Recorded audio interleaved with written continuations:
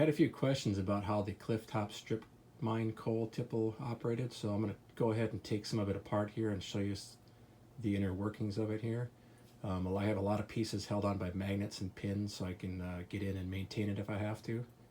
So the basics of the tipple is there's a coal bin on the bottom down here in this area here, and then on top here, the shed that would have protected the bin from rain and snow. I've actually extended the inner bin up inside here since you can't see it. It gives me a little more capacity to hold more coal. The trucks would have come in on this ramp right here and dumped inside of the structure. A kind of interesting detail of this is that when it was first built, it had a regular gable roof here, and then at one point they raised this part up flat, and you can see where the old boards were nailed in across the top here that they took off. So this top here hides the bin where the coal goes in, and I use a lot of little neodymium magnets. You can see there's one right there in the corner. There's a few all the way around the top here, and those are just used to hold down the sub-assemblies tight in place. So here's the bin. It's made out of black styrene with some 3D printed parts. The parts in this area here are printed out of PLA. I made the bin out of black styrene so that I could exaggerate some of the gaps on the siding. That way the individual boards stood out. Another feature here I did, as you can see, some of the boards are warping out, and I did those by gluing small pieces of scrap wood in a few places and then laying the boards over top, making some of the boards push out in a few areas. There's a few like right here and down on the bottom here. It just helps give it more of a weathered look. I also stain the wood up in the top areas here a little bit different than the bottom because this would have been built a little later. And some of the pictures I've seen, this tends, in the black and white photos, this looks a little bit lighter than this.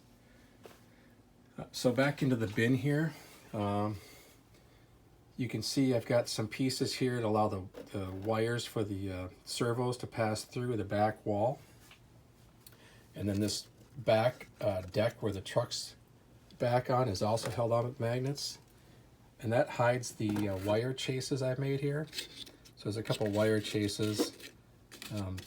So the servo control wires can go up underneath the back there and keeps them out of view of all the bracing that's underneath there. So you can see kind of back here where the wires come out of the bin.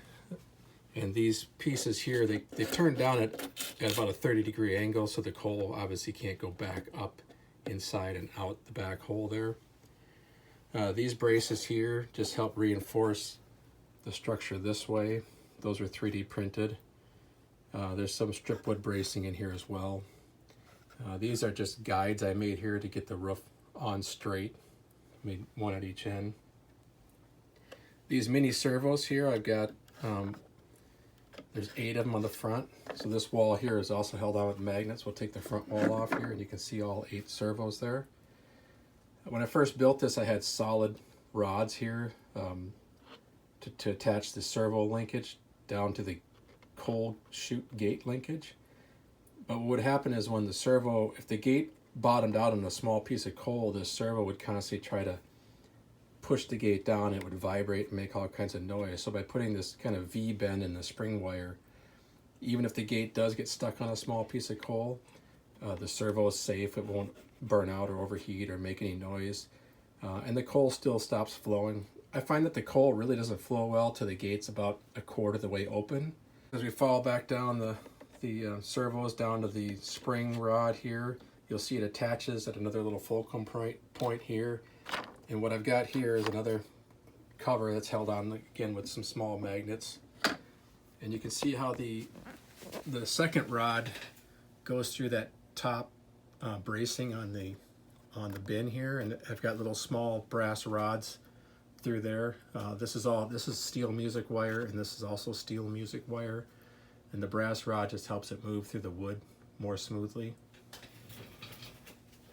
Now as we move down the rod here, you can see, if I can close up, there's a little loop soldered to the side of the throw rod, and I've got a small hook on the end of these rods that the prototype used to actuate the gates. So as the servo moves up and down, the arm will also move up and down. To get these on there, there's a small hook right here.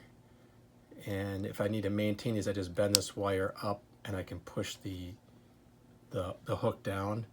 I found that I have to have the loops on here pretty tight to keep the wood levers from tipping. You can see this one's tipped right now because I was pushing on it, but they'll stay vertically. These boards will stay straight up and down better when I squeeze these loops a little tighter in here like that. The ropes on the ends of these rods are simulated with just some more music wire, and they're all just hooked through a hole, and there's a little bit of easy line wrapped around to kind of simulate the prototype's rope that was tied around the end. I'm not sure the purpose of the rope around the end, if it was to keep the board from splitting, or if that's just the way they tied it on. Now this structure that's over the cars is also removable, and I have to take and unhook all these little these arms in here. Oops, I just dropped one. I had to stop the video there because I needed 2 hands to be able to get that last one out of there. So I'm going to remove this the car shed here. I'm going to take the little ladder off the end here, and then this just pulls out. It's got some pins in the end of it. Oh, there's another little magnet on the end. One of the things about using these magnets, it's allowed me to have some of this fragile bracing not be attached. So there's a little magnet in this piece here, so I can pull that away. When the structure is in place here, the magnet sucks into that, there's a screw inside this piece, and there's another magnet in this bracing, so it helps suck this piece tight, keeping it safe. But it also allows for a disassembly, so I can just, you can see it kind of pops on and off. So I'll pull this structure out here. Try to do this with one hand. All right. So here is the basic tipple. You can see all 8 chutes. The bottom is lined with metal. I painted rust on there. It's actually the aluminum tape used for like furnace ducting. I just cut it out and pushed it in there. And you can see the gates here now with the rod coming back down from that point. There's a little hook on the end, goes through a hole in the back of the gate. The gate and the channels on the inside here are printed out of resin on a Epax X11 printer. The rest of the structure is pretty much just the wood. A little bit of an unusual feature is the ties here were cut from a piece of real tie that was actually used by the Mans Creek, and the ground cover down all here was collected at Clifftop, West Virginia, on the old right-of-way of the Mans Creek. So I screened it all, and once I glued the track in here, it's hand spiked. It's got 2 or 4 spikes on every tie, and since that was really hard, I'm using micro spikes. I had to pre-drill all the holes because the micro spikes were not going to go through these ties. They may go through basswood ties, but they will not go through a real tie. I built small sockets here in the base. They also have a magnet in the bottom of each one of them, and they accept the bottom of the car unloading structure, which also has a magnet in the bottom. And that just allows me to put scenery up and around those and kind of keep those holes clean. When I go to put it back, you can see I have some little pieces of coal that fall in here. Along each side of the track, there's a slot, which I plan to put a pan underneath here. So if there is an overflow, the coal will go down inside each one of those, keeping the tracks clear so it doesn't derail the cars. You know, from a low angle with it painted black and the coal and the car shed on there, you don't really notice them as much. Okay, so the base that this tipple sits on is just a piece of plywood here with some pine. You can see I've used pink foam to build up the ground back here. A little bit of an unusual feature of this tipple is that a lot of the bents were partially buried inside the ground.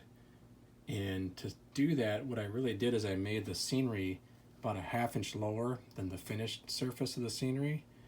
And then I built all the bents to sit on top of the pink foam down here. And once it was all in and glued in, I came back and went over the entire surface with this ground goop. The color wasn't really the right color, but most of it was going to be hidden anyway, so it really didn't matter. But I had to carefully work in the ground goop inside of all that bracing in there, and it just took a long time. Basically made little teeny balls of it, stuck them on the end of a stick, and then I fed it in through there and then tamped it back down, and I just kept working through the whole thing. It took a couple times to get it all pushed into all the different bracing, but you can see that it gave it a good simulation of having the bracing go down inside the ground rather than the structure sitting on top of the ground. I used a lot of jigs to construct this. Most of those jigs were 3D printed out of PLA. They were used to either cut pieces of wood to be exactly the right size or to assemble pieces. One example here is all the bracing here. I made a jig that cut all the pieces to the correct size and shape, and then I made an assembly jig. Same with the ones here that brace the chute. Also the stringers on the bottom of the bin, they have a bunch of notching to go around all these horizontal pieces here. They were all cut on a jig, so they were all exactly the same size. Another unique feature of this structure that actually worked out quite well is on the prototype they have these boards right here under the bottom of the chutes, and the boards overhang the side of the car by quite a bit, and what it seems to do is that when the coal comes out of the chute and piles up, rather than just spilling over the back of the car where the because the coal tends to slow down right here, and if the pile were to come up, it'd be more off center and it would tend to spill off the back of the car. And they must have the exact same problem in the prototype because they put these boards here. What it allows me to do is make the coal pile really high right here, and it just leans up against this board, and when the car rolls out, it almost shapes the side of the coal pile, and there's enough space between here and here that the coal seems to, if as long as I fill the coal up to about this line, it tends to flow perfectly out to the back of the car by the time the car rolls out. Now here I placed 3 hopper cars in front of the coal structure here, and you can see how the 8 chutes line up. It's really 2 chutes per car, and these odd chutes here, I'm assuming were put in there to drain the space between this chute and this chute. Rather than it being complicated and making a divider in there or something, I think what they just did is they just put a chute here and here, and as these bins, the primary chutes, once they started becoming empty, I believe what they did is they just respotted these cars up a little bit and then filled the last remaining bit out of these chutes until these 2 spaces here were empty. But under normal operation, I think that the chutes that were used were just these first 2, these middle 2, and these last 2, because they line up pretty much perfectly with the cars. For the coal, I'm actually using black aquarium rock. I screen it with the screen that I made by drilling holes in a sheet of plastic and then pouring the coal from a bucket over the sheet, and it screens the size to be about a pretty consistent size. When you buy aquarium rock, it has a lot of larger ones in there and a lot of smaller ones, and the larger ones will just get stuck in the gates or get stuck in the doors. So I take all those out just for better operation, and then I screen out the real small stuff that would leak out of different places and just clutter up the right of way. More prototypical would be to have a lot of different sizes, but in a model for operation reliability, it's just better to have them all mostly the same size. To control the servos, I'm using these servo drivers that I built from kits from Servo City. The kits are pretty easy to build. These will control, each one of these boards controls 2 servos. The kits come. Here is the control panel that controls it. This is just a temporary frame it's put into right now. And this piece here is 3D printed out of PLA. The knobs here are 3D printed out of PLA, except for the inside of these 2, which were printed out of resin on the E-packs. My plan is to cover this with a thin piece of metal of some kind. I haven't decided what to use yet. Something around like a 5 to 10 thousandths overlay.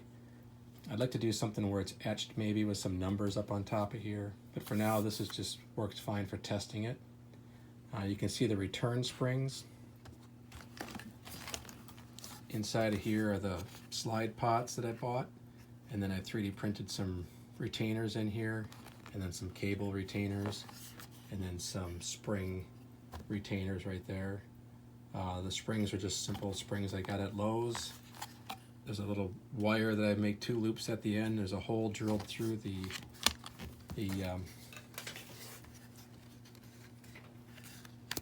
drilled below the top here through this piece.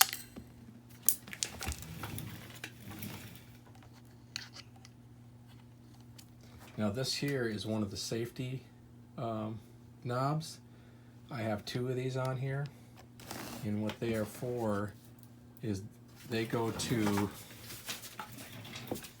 the gates here and here. Since those are in between cars, I figured it'd be best if I had a safety on those so they just couldn't be pulled down. These can come down and spring up, but these you have to squeeze this knob to release the latch here from a slot in the front here, and then you can pull these down, and they do go up and return and then lock again. So that way, if someone was loading cars and they were just looking at the structure and their finger was just kind of blindly going across here, they didn't just grab this one and pull it down. You can pull this one down, pull this one down, pull this one down. When you get to these, you just skip over. So hopefully it'll allow for more of a operation where you can keep your eyes on the cars and not so much where your fingers are going and just follow along on the knobs. I sort of plan on having this mounted in the layout so that only this part's sticking out. Haven't decided if I'm going to make it vertical yet or kind of at an angle in the fascia, but we'll figure that out when we actually get to that point.